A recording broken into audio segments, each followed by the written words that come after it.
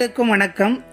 மார்கழி மாதத்தில் மணிவாசக பெருமான் நமக்கெல்லாம் அருளிச் செய்திருக்கக்கூடிய திருவெம்பாவை 11ஆம் நாள் பதிகம்.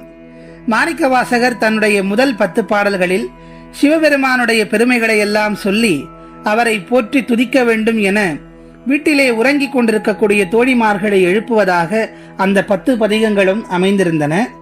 இனிமேல் வரக்கூடிய இந்த 11ஆவது பாடலில் பக்தி செய்யும் அந்த ஆத்மாக்களை இறைவன் எப்படியெல்லாம் ஏற்றுக்கொள்வார் என்பதனையும், இறைவா எங்களை ஏற்றுக்கொள் என சிவபெருமானிடம் விண்ணப்பம் செய்வது போலவும் இந்த பதிகங்களை நமக்கு அளித்திருக்கிறார்.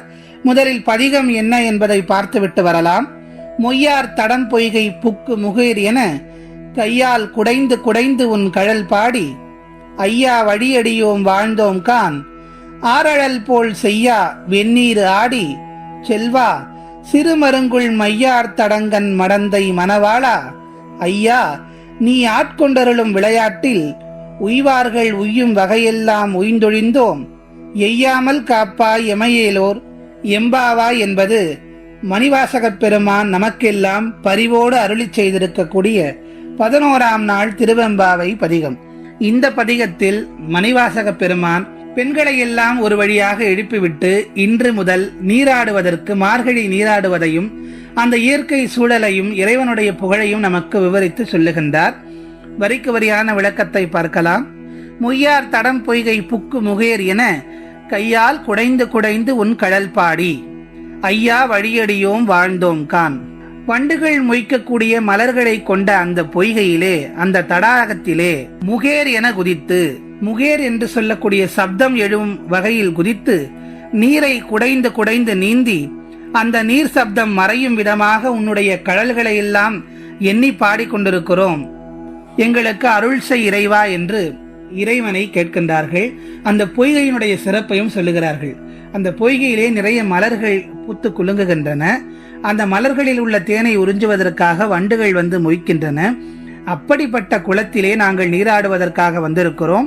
அடியார் பெருமக்கள் எல்லாம் முகேர் என்ற சப்தம், அந்த சப்தத்தை கூட மணிவாசக பெருமான் இங்கே அழகாக சுட்டி காட்டுகின்றார், முகேர் என்று. அப்படி குதித்து நீரை குடைந்து குடைந்து அந்த சப்தம் கூட கேட்கவில்லையாம். அதைவிட உன்னுடைய புகழை நாங்கள் பாடக்கூடிய ஒலி பேரரவமாக ஒலித்துக் கொண்டிருக்கிறது என்பதை இந்த வரிகளில் சொல்ல வருகின்றார். அடுத்த வரிகளை பார்க்கலாம். ஐயா வழியடியோம் வாழ்ந்தோம் கான் ஆரழல் போல் செய்யா வெந்நீராடி செல்வா.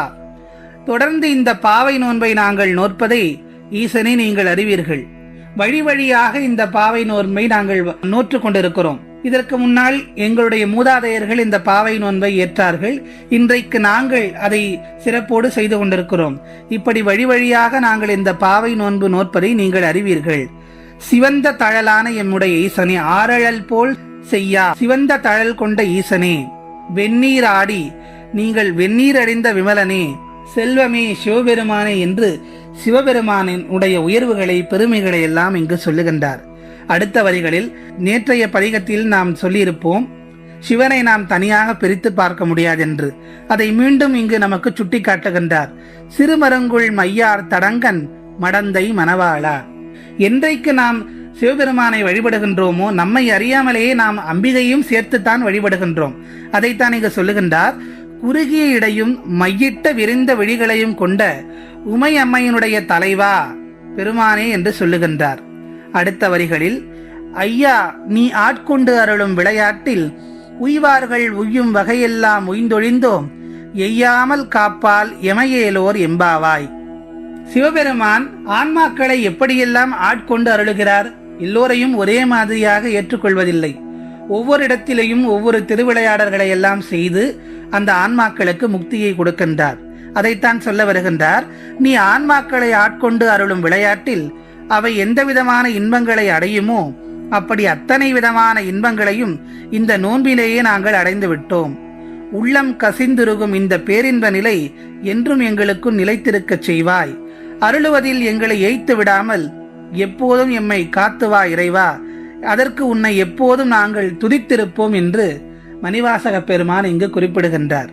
இந்த பாடலின் உட்கருத்தாக தாத்பரியமாக மணிவாசக பெருமான் நமக்கு சொல்ல வருவது என்னவென்றால், ஆரம்பத்திலேயே குளத்தின் அழகை வர்ணித்து நீராடுவதாக இந்த பாடல் அமைந்திருக்கிறது. இதில் அவர் நீராடுவது என குறிப்பிடுவது உலகத்தில் உள்ள ஆத்மாக்கள் அனைத்தும் மாயையில் மூழ்கி மும்மலங்கள் என்று சொல்லப்படும் ஆணவம், கண்மம், மாயை என்ற சேற்றினையும் அழுக்குகளையும் உடலில் கொண்டுள்ளன. அவற்றிலிருந்து விடுபட வேண்டும் என்றால் பக்தி என்னும் குளத்தில் அனைவரும் குளிக்க வேண்டும். அப்படி குளித்து நம்முடைய உடலையும் மனதையும் தூய்மைப்படுத்திக் கொண்டால் இறைவனின் அருளை பெற முடியும்.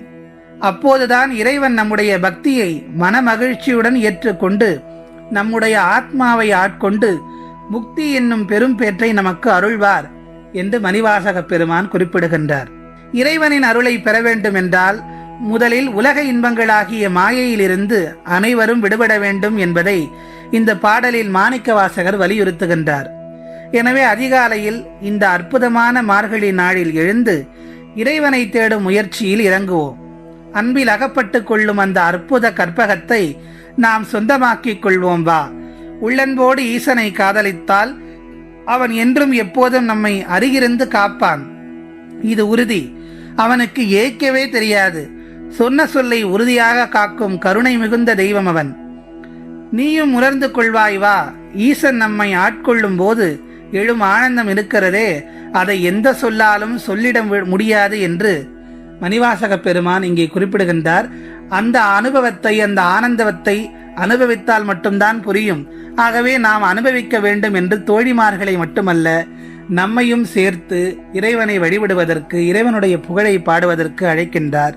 நாமும் அப்படிப்பட்ட சிறப்புகள் வாய்ந்த சிவபெருமானை போற்றி புகழ்ந்து இந்த மார்கழியில் அவனுடைய தாழ் பணிவோம் என்று சொல்லி மீண்டும் அடுத்த பதிகத்தில் உங்கள் அனைவரையும் சந்திக்கிறேன். நன்றி, வணக்கம்.